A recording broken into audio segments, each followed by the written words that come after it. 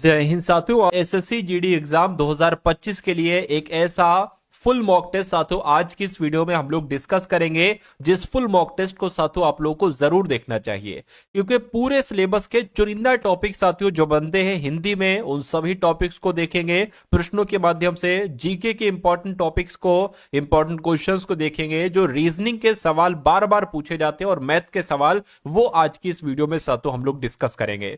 तो अपनी तैयारी में साथियों लग जाइए अगर आप वाकई में एक सिलेक्शन अपना पक्का करना चाहते हैं। तो हिंदी के साथियों 20 सवाल हैं पूरे। इन 20 सवालों में से साथियों कट ऑफ जो होगी वो 11 से 13 प्रश्नों की होगी, यानी कि कम से कम आपको 12 से 13 सवाल तो साथियों हर हालत में सही करना है, यानी कि इनके आंसर आपको पहले से मालूम होना चाहिए। अगला सवाल आप देखिए साथियों, कह रहे रेखांकित शब्द के लिए सही वर्तनी आपसे पूछी जा रही। तो प्रांत काल, आप प्रांत काल आइए, ये थोड़ी ना होगा साथियों, आप प्रातः काल आइए। और कैसे सही लिखा हुआ है, जैसे आपका ऑप्शन नंबर ए में प्रातः काल लिखा हुआ ऐसे लिखा जाता है। उसके बाद देखिए कह रहे कि जो भला बुरा ना समझता हो, जो भला बुरा ना समझता हो, उसके लिए साथियों एक शब्द क्या होगा साथियों मुझे बताइए। देखिए अविवेकी की अगर बात करते हैं, जो भला बुरा ना समझता हो उसको क्या कहा जाएगा, अविवेकी कहा जाएगा। अगला सवाल देखिए कह रहे कि जिसकी लाठी उसकी भैंस वाली कहावत, ठीक है, चरितार्थ होती है। तो यहां पर अगर बात करें, आपको बताने कि वो भाग याद कीजिए जिसमें कोई त्रुटि है, जिसमें कोई साथियों दिक्कत आपको नजर आ रही है, बताइए। जिसकी लाठी उसके भैंस वाली नहीं, जिसकी लाठी उसकी भैंस वाली कहावत, ठीक है, उसकी यहां पर साथियों आ जाएगा। ठीक है, तो कुल मिला के अगर बात करें, जिसकी लाठी उसकी भैंस वाली कहावत चरितार्थ होती है, तो कुल मिला के आंसर अगर आपका है ऑप्शन नंबर डी, तो बिल्कुल करेक्ट है। अगला देखिए कह रहे कि हमारे देश का राष्ट्रीय फूल है, तो हमारे देश का राष्ट्रीय फूल क्या है। अब आपको बताना है गुलाब है। गुलाब ऐसे तो लिखा नहीं जाता है, बाग भी नहीं है, मैं कहूंगा गुलाम भी नहीं है, ये आपका गुलाब आपका राइट आंसर हो जाएगा। खाली जगह में आपका ऑप्शन नंबर सी वाला शब्द आ जाएगा। अब उसके बाद देखिए कह रहे कि अपने अपने मरे बिना स्वर्ग नहीं दिखता। अपने मरे सा तो बिना स्वर्ग नहीं दिखता का मतलब आपसे पूछा जा रहा है कि सब लोगों का अपनी अपनी धुन में मस्त रहना नहीं, दूसरों की वस्तु का निर्भय और उन्मुक्त उपभोग नहीं, अपने मुंह से अपनी बड़ाई करने वाला व्यक्ति नहीं, अपने किए बिना काम नहीं होता, यानी कि अपने किए बिना काम नहीं होता। ठीक है, अपने मरे बिना स्वर्ग नहीं दिखता, इसका मतलब क्या हो जाएगा, अपने किए बिना काम नहीं होता।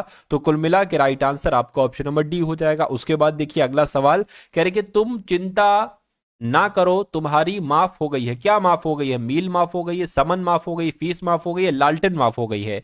तो साथियों यहां पर फीस आना चाहिए कि तुम चिंता ना करो, तुम्हारी फीस माफ हो गई है। तो कुल मिला के राइट आंसर आपका सी हो जाएगा। अब उसके बाद देखिए कहने साथियों सही विकल्प का चयन कीजिए। ठीक है, 3 विकल्प त्रुटि युक्त है, एक विकल्प उसमें से शुद्ध है, उस शुद्ध वाले के बारे में साथियों आपसे यहां पर पूछा जा रहा है। चलिए, तो अधिकांश लोग अवकाश पर है, तो ये गलत लिखा हुआ है साथियों।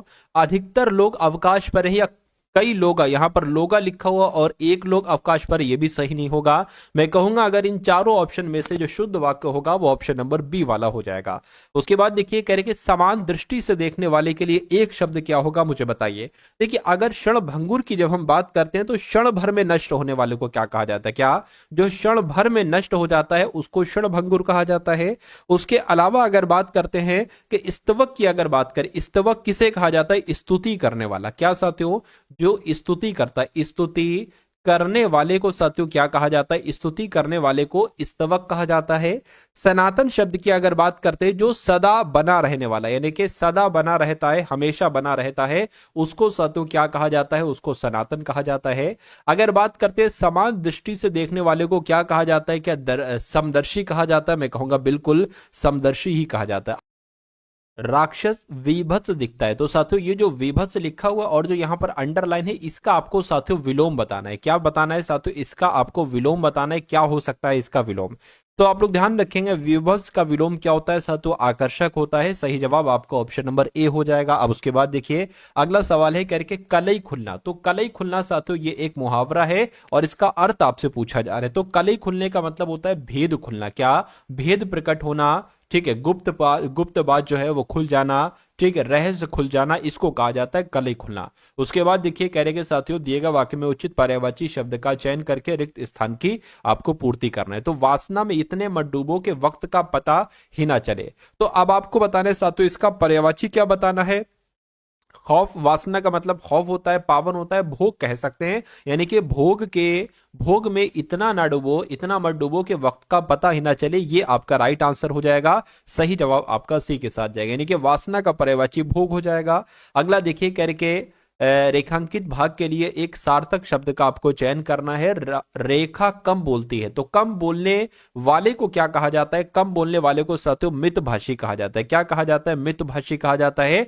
राइट आंसर अगर आपका है ऑप्शन नंबर बी, तो बिल्कुल करेक्ट हो जाता है भाई। बहुत बढ़िया, वेरी गुड क्लास।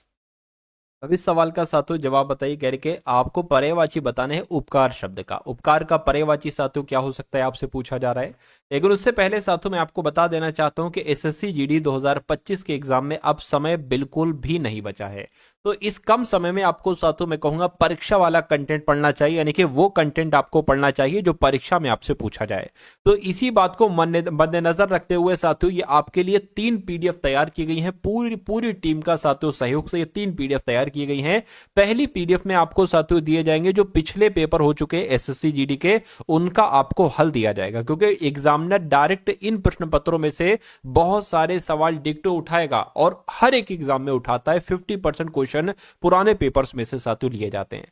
उसके अलावा साथियों आपको 10 मॉडल पेपर दिए जा रहे हैं। मेरा मानना है कि अगर परीक्षा में जाने से पहले पहले आप इन 10 मॉडल पेपर को सॉल्व कर लोगे तो यहां से बहुत सारा कंटेंट आपको देखने को मिलेगा। उसके अलावा साथियों इंपॉर्टेंट करंट अफेयर की पीडीएफ भी आपको साथियों दी जा रही है। तो ये तीनों पीडीएफ सिर्फ और सिर्फ 45 रुपए में आपको दी जाएगी। डिस्क्रिप्शन में लिंक है एसएससी जीडी पीडीएफ का, उस लिंक पर से साथियों जाकर आप उन पीडीएफ को ले सकते हैं। ठीक है ना। तो उपकार की अगर बात करें, उपकार का पर्यायवाची क्या हो जाएगा? कल्याण हो जाएगा। अब अगला सवाल देखिए, कहा जा रहा है जो सहनशील ना हो। देखिए जो सहनशील ना हो उसको असहिष्णु कहा जाता है। क्या कहा जाता है साथियों? असहिष्णु कहा जाता है। ठीक है ना। अगले नंबर का सवाल देखिए, कह रहे कि निम्नलिखित प्रश्न में दिए गए 4 विकल्पों में से उस विकल्प का चयन करिए जो दिए गए मुहावरे के अर्थ को सर्वश्रेष्ठ रूप से व्यक्त करता है। यानी कि हाथ पांव मारने का मतलब क्या होता है बताइए? तो हाथ पांव मारने का मतलब लालच दिखाना होता है? नहीं। असंतुष्ट होना होता है? मैं कहूंगा बिल्कुल। ठीक है। हाथ पांव मारने का मतलब क्या प्रयत्न करना होता है या लड़ाई करना होता है? इसमें से साथियों आंसर आपका क्या हो सकता है ये आपको बताना है।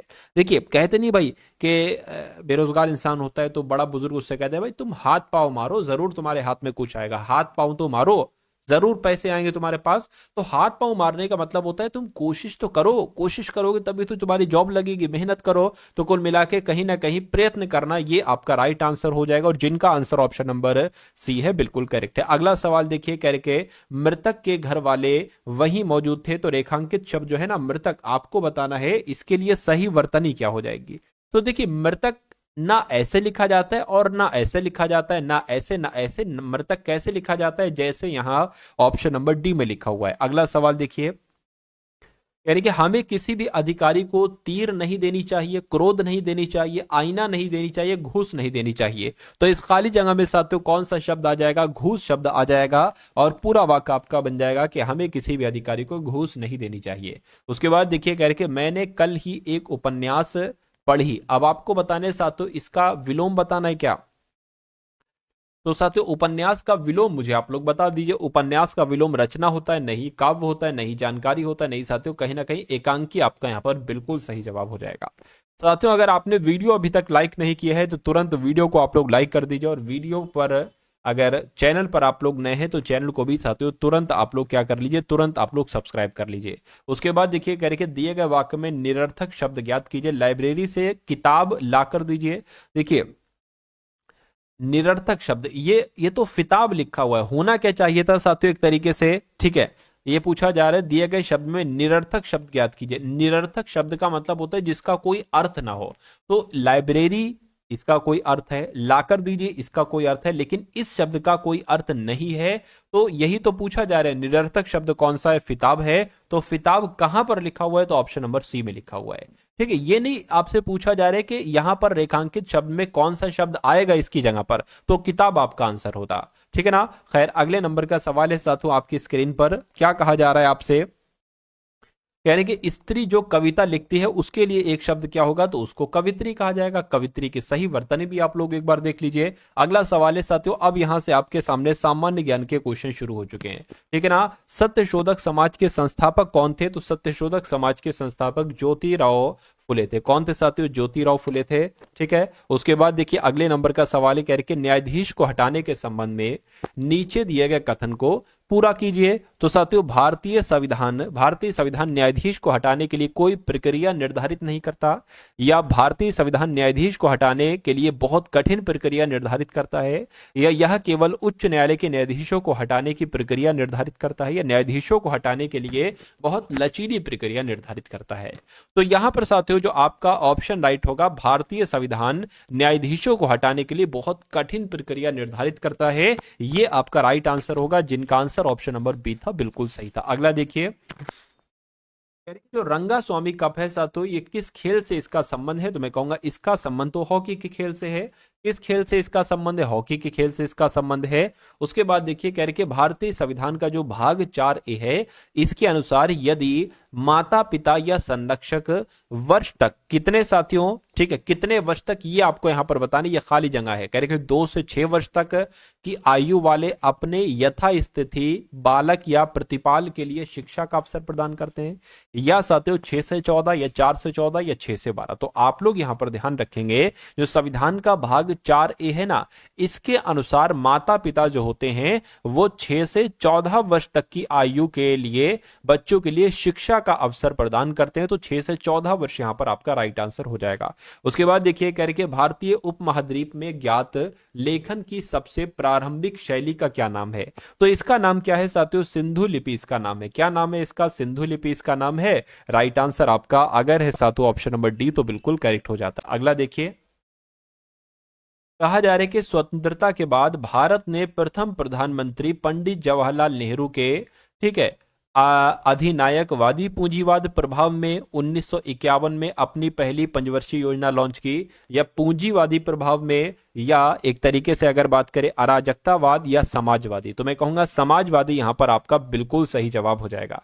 यानी कि स्वतंत्रता के बाद भारत ने प्रथम प्रधानमंत्री पंडित जवाहरलाल नेहरू के समाजवादी प्रभाव में 1951 में अपनी पहली पंचवर्षीय योजना लॉन्च की, ये आपका राइट आंसर हो जाएगा, ऑप्शन नंबर डी।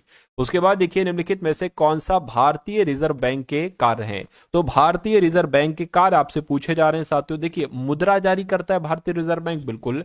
आखिरी कर्जदाता होता है, ये भी बिल्कुल सही है। तो दोनों यहां पर बिल्कुल सही हैं, दोनों सही हैं। तो ऐसा कहां पर लिखा हुआ है साथियों, ऑप्शन नंबर सी में ऐसा लिखा हुआ है, तो यही आपका राइट आंसर है। अगला देखिए, अगला सवाल देखिए, पूछा जा रहा है कि पन्ना लाल घोष निम्नलिखित में से किस वाद्य यंत्र के लिए प्रसिद्ध हैं, तो पन्ना लाल घोष की अगर बात करें तो ये तो बांसुरी वादक हैं। कौन है साथियों, ये बांसुरी वादक हैं, ये आपको यहां पर मालूम होना चाहिए।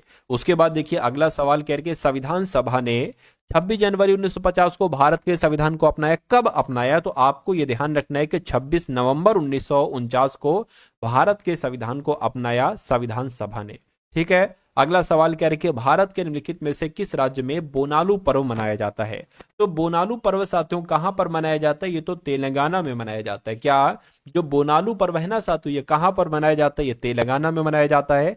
अगला सवाल देखिए, कहा जा रहा है कि जनगणना 2011 के अनुसार निम्नलिखित में से किस राज्य में महिला साक्षरता दर सबसे अधिक थी, तो सबसे अधिक की अगर पूछे तो केरल आपको लगा देना। क्या सबसे अधिक की अगर पूछे साथियों तो आपको केरल लगा देना है, ठीक है। दूसरे नंबर पर कौन था, तो साथियों मिजोरम था। दूसरे नंबर पर कौन था, मिजोरम था। उसके बाद देखिए कह रहे कि अमृतसर की संधि किस वर्ष हस्ताक्षरित की गई थी, ये आपको यहां पर बताना है। चलिए, अच्छा ये अमृतसर की संधि कब हुई थी, तो 1809 में हुई थी। कब हुई थी, 1809 में हुई थी, लेकिन किसके बीच हुई थी, तो चार्ल्स मेटकॉफ और महाराजा रणजीत सिंह के बीच हुई थी। किसके बीच हुई थी साथियों, चार्ल्स मेटकॉफ के बीच हुई थी, चार्ल्स मेटकॉफ के बीच हुई थी, और राजा रणजीत सिंह के बीच हुई थी। किसके बीच साथियों, राजा रणजीत सिंह के बीच हुई थी। ये बात आप लोग साथियों ध्यान रखेंगे, ये हो सकता हो आपसे यहां पर पूछ लिया जाए एग्जाम में।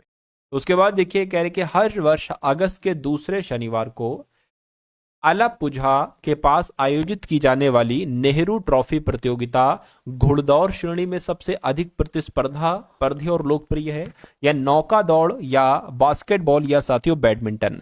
तो यहां पर नौका दौड़ आपका जवाब होगा। क्या कि हर वर्ष अगस्त के दूसरे शनिवार को आलाप्पुझा के पास आयोजित की जाने वाली नेहरू ट्रॉफी प्रतियोगिता नौका दौड़ श्रेणी में सबसे अधिक प्रतिस्पर्धी और लोकप्रिय है। आंसर आपका बी के साथ जाएगा।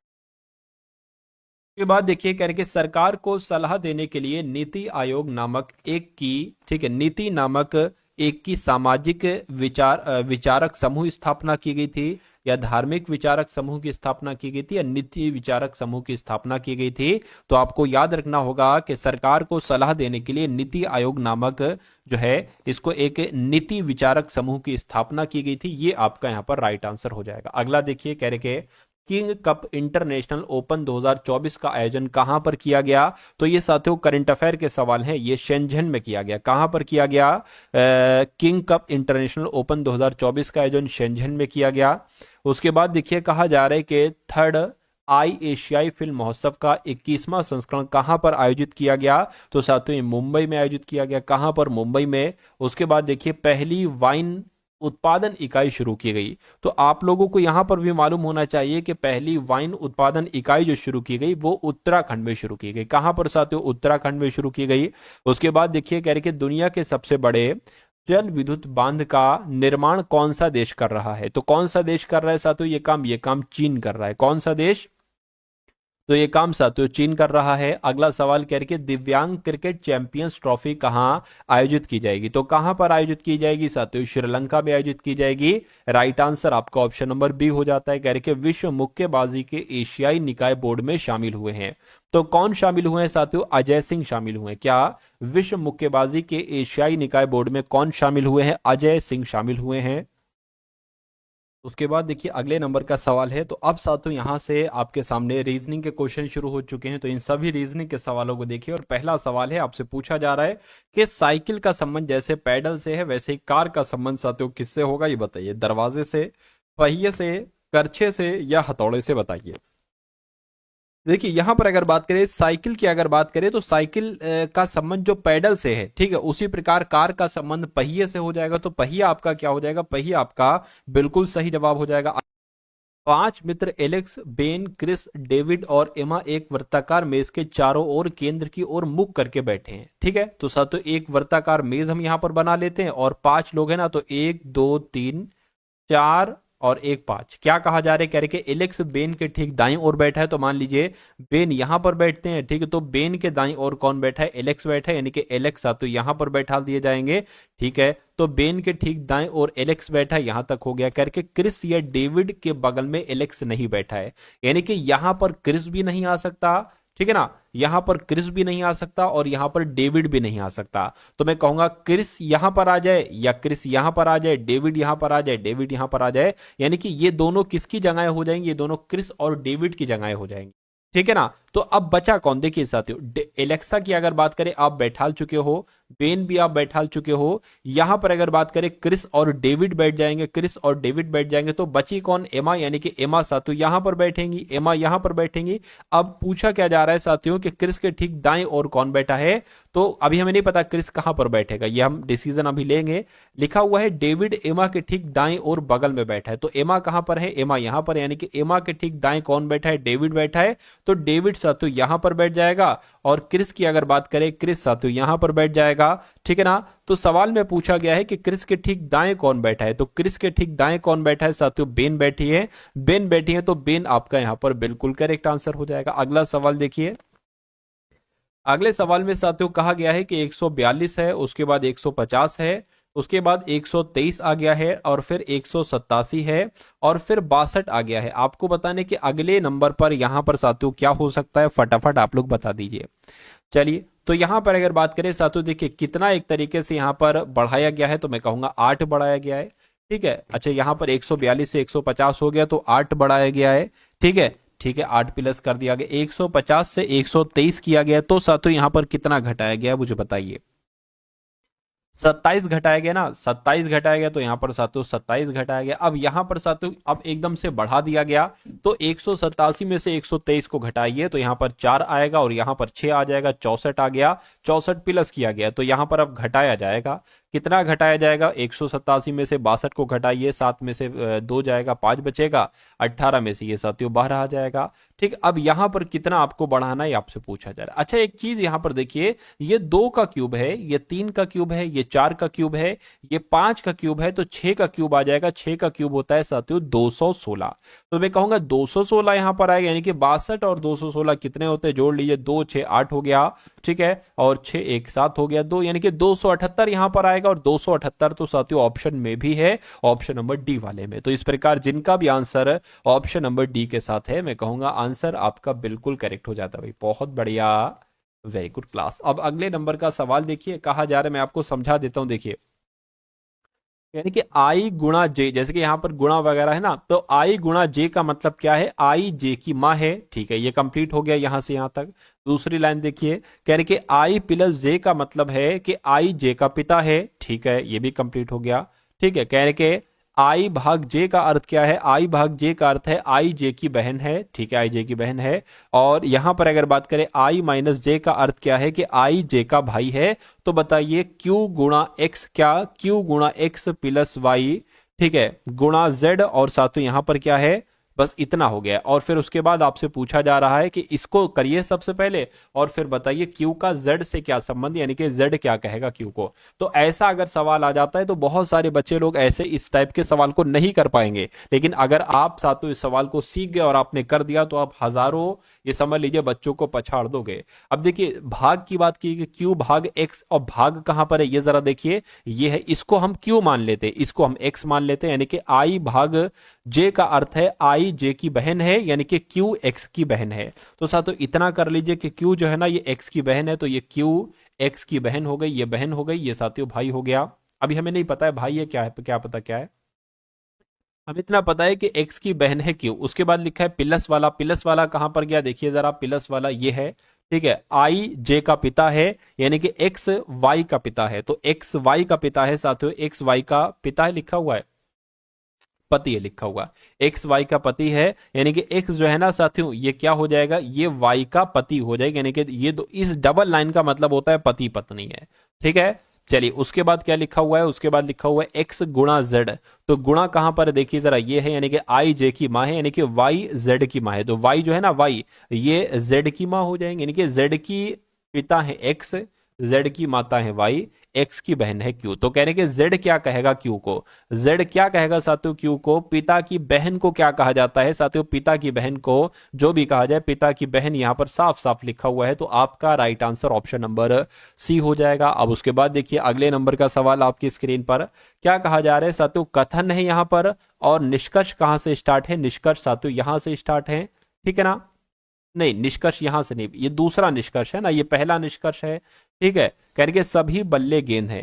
तो अगर यहां पर हम लोग बात करें, मान लीजिए साथियों ये क्या हो गए? सभी बल्ले जो हो गए ना, सभी बल्ले साथियों गेंद हो गए। गेंद के लिए अगर हम बात करते हैं तो जी बना ले, क्या करें? चलिए कोई दिक्कत नहीं, जी बना लीजिए। कहने के सभी गेंद बैडमिंटन है, सभी गेंद की अगर बात करते हैं साथियों क्या हो जाएंगे? बैडमिंटन हो जाएंगे, बैडमिंटन हो गई, सभी गेंद बैडमिंटन हो गई। और कथन तीसरा कहा जा रहा है कि सभी बैडमिंटन विकेट हैं। तो सभी बैडमिंटन क्या हो गए? सभी बैडमिंटन साथियों विकेट हो गए। अब निष्कर्ष को पढ़िए और बताइए कौन सा निष्कर्ष सही है। कहने के सभी बल्ले विकेट हैं, सभी बल्ले विकेट हैं, बिल्कुल साथियों, विकेट के अंदर आ रहा है बल्ले। तो ये पहला निष्कर्ष सही हो जाएगा।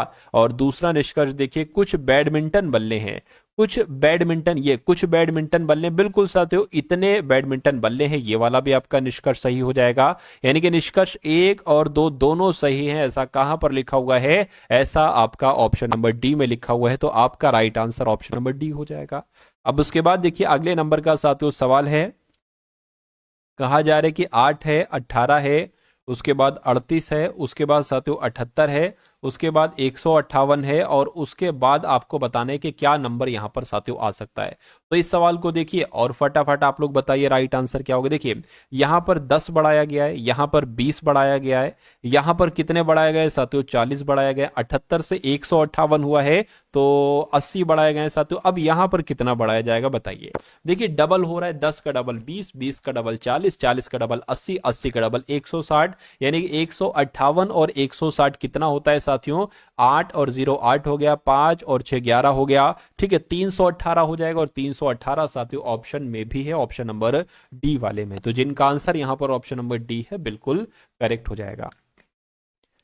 अगला सवाल देखिए, निश्चित कूट भाषा में LAMP को IWJL लिखा जाता है, ठीक है। उसके बाद कहा जा रहा है साथियों कि उसी कूट भाषा में LOGS को क्या लिखा जा सकता है बताइए। अब देखिए एल की अगर बात करें तो 12 पर आता है, A1 पर आता है, M 13 पर आता है, P 16 पर आता है।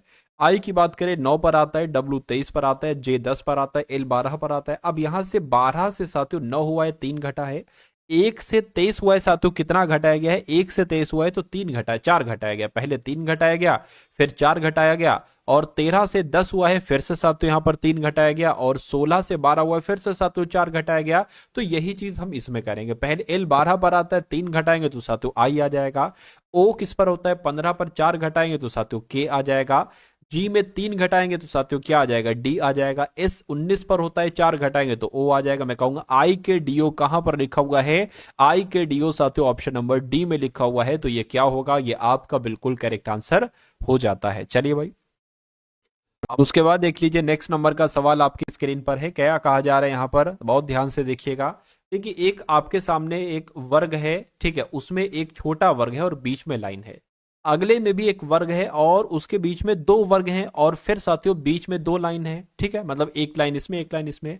फिर एक वर्ग में तीन वर्ग हो गए छोटे। देखिए पहला एक वर्ग है, फिर दो वर्ग हो गए, एक वर्ग है, दो वर्ग हो गए, तीन वर्ग हो गए, चार वर्ग हो गए, तो जाहिर सी बात है यहां पर पांच वर्ग होंगे। अब यहां पर एक दो तीन चार पांच, पांच इसमें है, एक दो तीन चार पांच, ठीक है, इसमें है एक दो तीन चार पांच, इस पांच पांच तो सभी में कोई दिक्कत नहीं। लेकिन जो मेन चीज है, मेन चीज आपको साथियों समझनी क्या है, ये मैं आपको समझा रहा हूं। देखिए यहां पर अगर बात करें, एक ऐसी लाइन खींची हुई है, ठीक है, यहां पर पहले मतलब पहले में सभी में देखिए ऐसी ऐसी लाइन खींची हुई है, यहां देखिए ऐसी ऐसी लाइन, ठीक है।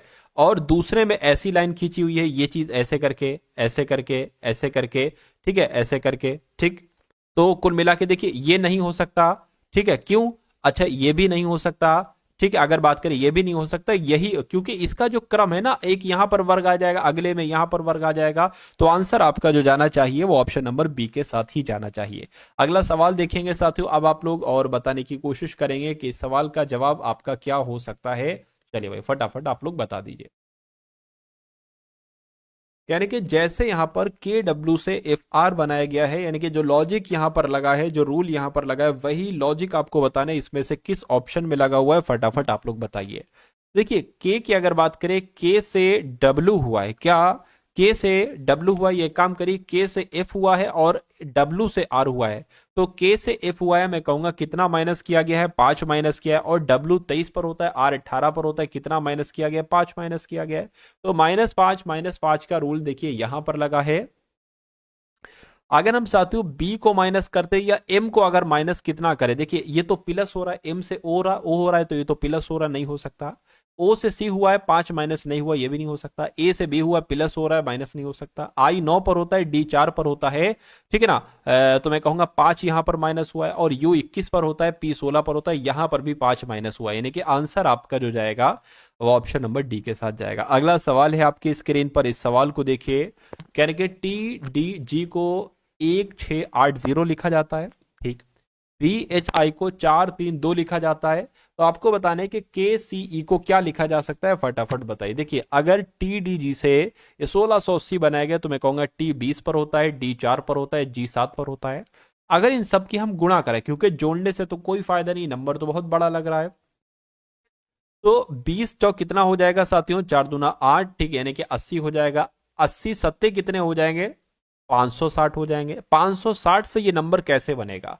अगर हम 560 में किसकी गुणा करें, अगर साथियों देखिए 3 से हम इसकी गुणा करें तो देखिए 1680 के आसपास आ रहा है। देखिए 6×3 = 18 हो गया, 5×3 = 15 और 16, बिल्कुल साथियों 1680 आ गया। और क्या ये भी वैसे ही लॉजिक लगा हुआ है? ठीक है, हम इसको देख लेते हैं। के 11 पर होता है, सी 3 पर होता है, ई 5 पर होता है। इसको देखिए, ठीक है, 5×3 = 15, 15 की गुणा 11 से की गई है, तो इसको साथियों ऐसे कर लीजिए 165। 165 में साथियों 3 की गुणा कराइए, तो 3 के अगर गुणा कराते हैं तो 3×3 = 9, ठीक है, 6×3 = 18 और 3 489 के आंसर आएगा। 489 तो यहां पर ऑप्शन में नहीं है, तो कोई दिक्कत तो नहीं हुई है साथियों। 33, 33 पंजे देखिए, अच्छा 5×3 = 15, ओ मैंने 15 की गुणा 15 से करा ली, मुझे करना क्या चाहिए था, 15 की गुणा 11 से कराना चाहिए था। तो 15 की गुणा 11 से कराएंगे, ये आ जाएगा, ठीक है, यानी कि 165 आ जाएगा। तो 165 की गुणा आपको कराना है 3 से। 165 की गुणा 3 से करें, 5×3 = 15 हो गया, 6×3 = 18, 19 हो गया और एक आ गया, यानी कि 3×3 और एक आपका 4, यानी कि 495 आपका आएगा। और 495 कौन से ऑप्शन में है? तो ऑप्शन नंबर सी वाले में है, तो यही आपका राइट आंसर है। अब अगला सवाल देखिए, कहा जा रहा है साथियों इन का विपरीत कौन सा अक्षर होगा? इन कहां पर है? देखिए ये एन है, ये एन है, ये क्या है? ये एन है, और ये क्या है साथियों? ये एच है। ध्यान रखिएगा, ये एच है, ठीक है। और ये एक तरीके से आई हो जाएगा, ठीक, और ये आर हो जाएगा, ये साथियों पी हो जाएगा, ठीक है। इतनी आप लोग जो है वो देखिए, आपसे कुल मिला के पूछा ये जा रहा है क्या कि एन का विपरीत क्या है। अगर आपसे एच का विपरीत पूछा जाता तो आप ये बताते, इसका विपरीत, आर का विपरीत ये पी हो जाएगा, ठीक है, एन का विपरीत आई हो जाएगा, तो मैं कहूंगा आई आपका यहां पर बिल्कुल सही जवाब हो जाएगा।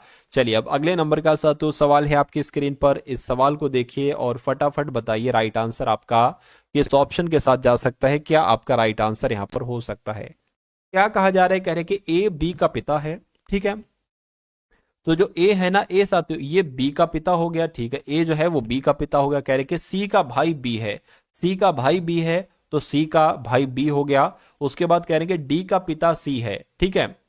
डी का पिता कौन है साथियों? डी का पिता कौन हो जाएगा? डी का पिता सी हो जाएगा, ये बात क्लियर है। कहने के डी जो है ना, डी ये ई की बहन है, यानी कि डी जो है ना साथियों ये ई की बहन है। डी जो है ना, डी जो है ना ये ई की बहन है। अच्छा यहां पर क्या कहा गया था? डी का पिता सी है। अच्छा डी का पिता सी है, और यानी कि ये दोनों सी के बच्चे हैं, कौन? डी बी और ई बी।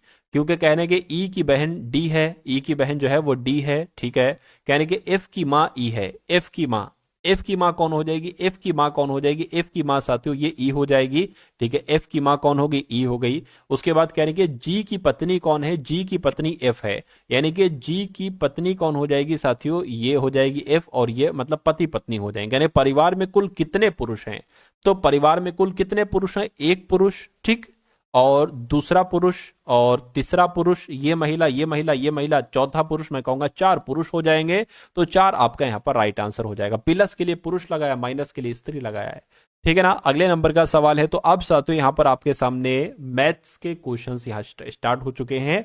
तो आप अब बहुत ध्यान से साथियों इन सभी क्वेश्चंस को देखिएगा, क्योंकि मैथ आपके एग्जाम को क्रैक कराने के लिए बहुत हेल्पफुल साबित होगी। देखिए कह रही कि यदि किसी ड्रेस का मूल्य 800 है और 800 से घटाकर 720 कर दिया गया है, तो ड्रेस के मूल्य में हुई प्रतिशत कमी। जाहिर सी बात है 80 रुपए घटे हैं, 800 की थी और 720 रुपए में दी जा रही, 80 रुपए में 80 रुपए कम किए गए। तो कहने कि इस कमी को प्रतिशत में बदली, इसलिए 100 से गुणा कराएंगे। 80 कम हुए हैं, किससे 80 कम हुए हैं? 800 से कम हुए, तो 800 नीचे आ जाएगा। 2 जीरो से 2 जीरो कैंसिल हो जाएंगे, इससे 10 आ जाएगा, यानी कि 10% की कमी हुई है। इसलिए राइट आंसर आपका ऑप्शन नंबर सी के साथ जाएगा। अगला सवाल आपकी स्क्रीन पर है, देखिए और बताइए राइट आंसर क्या है। कह रहे कि 3 व्यक्ति की वर्तमान आयु 3:5:7 है। 6 वर्ष पहले उनकी आयु का योग 87 था, उनकी वर्तमान आयु क्या होगी? देखिए हम इसको ये भी मान सकते हैं 3x/5x/7x, हम इसको ये भी मान सकते हैं। अब 6 वर्ष पहले की बात की गई तो सब में से 6 घटाइए, 6 इसमें से भी घटाइए, 6 इसमें से भी घटाइए, यानी कि 3x-6, ठीक है। और एक तरीके से बात करें 5x-6 और 7x-6, और कहने के जब 6 वर्ष घटाया जाता है, ठीक है, और 6 वर्ष पहले उनकी आयु का योग, अगर हम इन सबको जोड़ देते हैं तो इनकी आयु का योग कितना बताया गया, 87 बताया गया, 87 आ गया। अब कैलकुलेट कर लीजिए, देखिए 3x प्लस 5x 8x हो गए, 8x और 7x ये 15x हो गए, तो 15x हो गए। और अब इनको साथों एक तरीके से क्या आप लोग कर लेंगे यहां पर, ठीक है, माइनस का ये जुड़ जाएंगे, ठीक है। जब साथों ये आपके एक तरीके से जुड़ जाएंगे तो ये आपके माइनस का 18 आ जाएगा बराबर 87 आ जाएगा। उसके अलावा अगर साथों यहां पर हम लोग बात करते हैं, उसके अलावा अगर बात करें तो 15x बराबर साथियों 87 हो गई, ये माइनस का उधर जाएगा प्लस का हो जाएगा, ठीक है ना। उसके अलावा अगर बात करें 15x बराबर 87, 18 कितने हो जाएंगे, 7 8 15 हो गए, और 9 और 1 10 यानी कि 105 हो गए। x बराबर आपका कितना आ जाएगा, 105/15 आ जाएगा। x का मान क्या आ जाएगा साथियों, इसको कट करिए, 15 सत्ते 105 यानी कि x बराबर क्या आ गया है साथियों, 7 आ चुका है। तो अब उनकी वर्तमान आयु ज्ञात कीजिए, उनकी वर्तमान आयु इतनी थी 3x 5x 7x। तो अगर हम देखिए, अगर हम बात करें x बराबर 7 है तो 3x कितना हो जाएगा, 7 या 21 हो जाएगा। उसके अलावा 5 7 पंजे कितना हो जाएगा, 35 हो जाएगा, 7 सत्ते कितना हो जाएगा, 49 हो जाएगा। तो 21 वर्ष 35 वर्ष 49 वर्ष कहां पर लिखा हुआ है, ऐसा तो ऑप्शन नंबर सी में लिखा हुआ है, तो ये आपका बिल्कुल करेक्ट आंसर हो जाएगा। खैर अगले नंबर का सवाल है आपकी स्क्रीन पर, ये रहा, इसको मैं रेज कर देता हूं,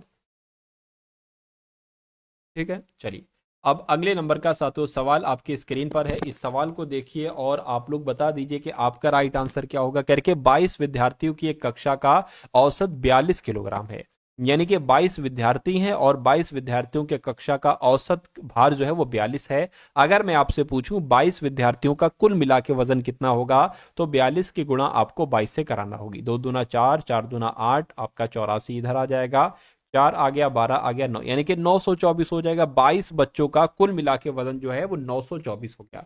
यानी कि यदि कक्षा में 33 किलो और 39 किलो के 2 नए विद्यार्थी शामिल हो जाते हैं, यानी कि 924 तो वजन है 22 विद्यार्थियों का, लेकिन इसमें 2 विद्यार्थी शामिल हो जाते हैं, एक का वजन 33 किलो है, एक का वजन 39 किलो है, तो ये टोटल जाकर कितना बैठता है, देखिए जरा, ये कितना बैठता है, 4 3 7 7, और ये क्या हो गया, अच्छा ये 9 है, ठीक है। तो एक काम करिए, 9 3 12 हो जाएगा, 12 और 4 कितना हो जाएगा, 16 हो जाएगा, 3 3 6 6 और 9 आपका आ जाएगा 9, यानी कि 996 आपका आ जाएगा। अब पहले टोटल विद्यार्थी 22 थे, अब कितने हो गए, 2 बढ़ गए, यानी कि 24 साथी हो गए। तो इसको कट करिए, 12 से कट करें ना, तो 12 से अगर साथियों कट करते हैं, 2 से कट कर लीजिए, काम करिए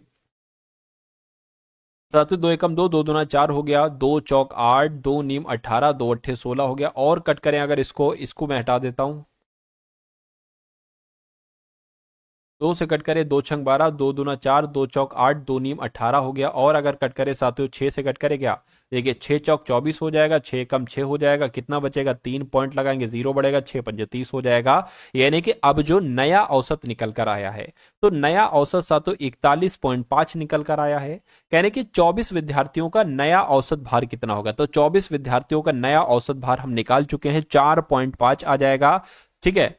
4.5 थोड़ी ना, 41.5, ठीक है, 41.5 आ जाएगा। और 41.5 कहां पर लिखा हुआ है, ऑप्शन नंबर ए में लिखा हुआ है, तो ये आपका साथियों बिल्कुल करेक्ट आंसर हो जाता है। चलिए अब उसके बाद देखिए अगला सवाल है, कह रहे कि 48 माइनस ब्रैकेट में है 20 माइनस 8, और उसके बाद ब्रैकेट ऑफ है, उसके बाद यहां पर भाग का निशान है, कहने के 4 गुणा 3, इसका मान क्या होगा बताइए। अब देखिए 48 है, माइनस है, अब अगर इसको साथियों कैलकुलेट करते तो यहां पर 12 आ जाएगा, ठीक है, भाग का निशान है, 4 3 12 आ गया, ठीक है। उसके बाद देखिए यहां पर कितना बच जाएगा, 36, और ये आपका 12 हो जाएगा, 12 कम 12, 12 3 36, यानी कि 3 आपका आंसर आ जाएगा। 13 विद्यार्थियों के औसत अंक 130 हैं, लेकिन बाद में यह पाया गया कि एक विद्यार्थी के अंक गलती से 32 के स्थान पर 23 दर्ज कर लिए गए, यानी कि 32 करना थे 23 कर लिए गए। तो मैं कह सकता हूं 9 कम किए गए, 9 कम किए गए, 9 ज्यादा करना चाहिए थे। तो उनके अंक का सही औसत क्या है, तो देखिए सबसे पहले अगर बात करते हैं, 13 विद्यार्थी हैं, 13 विद्यार्थियों के औसत अंक कितने हैं, 130 है। अगर मैं आपसे कहूं 13 विद्यार्थियों के कुल मिला के अंक कितने होंगे, 13 कि गुणा साथियों 13 से आप करा लीजिए। मैं कहूंगा 13 का स्क्वायर तो 169 होता है, जीरो लगा, जीरो लग जाएगा, तो 1690 है। लेकिन ये जो योग है ना, इसमें एक विद्यार्थी के अंक गलती से 32 के स्थान पर 23 दर्ज कर लिए गए, यानी कि 9 इसमें और बढ़ाना चाहिए तो सही योग आएगा। तो 1699 सही योग आ जाएगा। और लोग कितने थे? ठीक है, 13 लोग थे। तो अब सही अंक, सही औसत का मालूम पता करने के लिए साथियों आपको इसको कैलकुलेट करना चाहिए, आपका आंसर आ जाएगा, कोई दिक्कत नहीं है। 13 से अगर साथियों इसको हम कट करें, तो 13 से अगर साथियों इसको हम कट करते हैं, देखिए 13 एकम 13 हो गया, कितना जाएगा? 3 जाएगा, 39 हो गया, 13 26, 13 तिया 39 आपका हो जाएगा, ठीक है ना। अब यहां पर अगर बात करें, अब देखिए 9 बचा, ये सिर्फ 9। हम क्या करेंगे साथियों, हम यहां पर जीरो बढ़ाएंगे और यहां पर एक तरीके से पॉइंट बढ़ा लेंगे, ठीक है ना। मतलब यहां जीरो बढ़ाएंगे और यहां पॉइंट बढ़ाएंगे और फिर यहां पर जीरो बढ़ाएंगे। तो 13 पंजे 65, 13 छंग 78, 13 सत्ते 91, लेकिन नहीं 13 छंग करेंगे साथियों हम, तो 130.6 करके आंसर आएगा। और 130.6 कहां पर लिखा हुआ है? ऑप्शन नंबर सी में लिखा हुआ है। तो ये आपका जो होगा वो बिल्कुल करेक्ट आंसर हो जाएगा। और आज की इस वीडियो का अंतिम सवाल आप लोग देख लेंगे। कह रहे 216 और भाग 4 है, 216 भाग 4 है, प्लस 32 है, गुणा 6 है, माइनस 23 गुणा 3 है। तो साथियों सबसे पहले अगर इसको कट करें ना, तो 4 पंजे 20 हो जाएगा, 0 4 चौक 16 हो जाएगा, प्लस 32 की गुणा 6 से करोगे तो 6 दूना 12 हो गया, 6 तिया 18 और 1 19 हो गया, माइनस 26 की गुणा 3 से करोगे तो 6 तिया 18 हो गया, ठीक है ना। 3 छंग 18 हो गया, 3 6 और 1 7 आपका, इसको आपको कैलकुलेट करना है। इन दोनों को जोड़ लीजिए, 4 2 6 हो गया, 9 आ गया और ये आपका 6 आ गया। अब इसमें से 78 को घटा लीजिए, तो 16 में से इतना जाएगा, 8 जाएगा, तो 8 ही बचेगा, ठीक है। अब ये 8 हो गया, यहां पर 1 जाएगा, 6, यानी कि 618 आपका जो होगा वो बिल्कुल करेक्ट आंसर हो जाएगा। और जिनका भी आंसर यहां पर ऑप्शन नंबर बी के साथ है, आंसर आपका बिल्कुल करेक्ट हो जाता है भाई, बहुत बढ़िया, वेरी गुड क्लास। तो कैसी लगी साथियों आपको ये क्लास? एक बार कमेंट सेक्शन में आप लोग जरूर बताइएगा। यहाँ पर आप लोगों ने हिंदी देखी, जीके देखी, करंट अफेयर देखी और उसके अलावा रीजनिंग के क्वेश्चन देखे, मैथ के क्वेश्चन देखे, तो सभी चीजें आपने देखी हैं। उसके अलावा साथियों यहाँ पर अगर बात करें, एक प्लेलिस्ट का लिंक आपको दिया गया होगा डिस्क्रिप्शन में, वहां से जाकर आप उस पूरी प्लेलिस्ट को वॉच कर लीजिएगा। और जिस पीडीएफ के बारे में साथियों मैंने जिक्र किया था, उस पीडीएफ में आपको साथियों हिंदी मिल जाएगी, जीके मिल जाएगी, रीजनिंग मिल जाएगी और मैथ मिल जाएगी, यानी कि एसएससी जीडी के जितने पिछले पेपर हो चुके हैं उनका सॉल्यूशन आपको मिल जाएगा और एक्सपेक्टेड प्रैक्टिस पेपर भी आपको मिल जाएंगे और इंपॉर्टेंट करंट अफेयर के क्वेश्चंस भी मिल जाएंगे सिर्फ और सिर्फ 45 रुपीज में। तो डिस्क्रिप्शन में लिंक है, वहां से जाकर आप उसको ले सकते हैं। और डिस्क्रिप्शन में व्हाट्सएप ग्रुप का लिंक भी दिया गया है, तो ग्रुप में भी साथियों आप लोग ज्वाइन हो जाइए। तो मिलते हैं हम सभी लोग आने वाली वीडियो में। जय हिंद साथियों।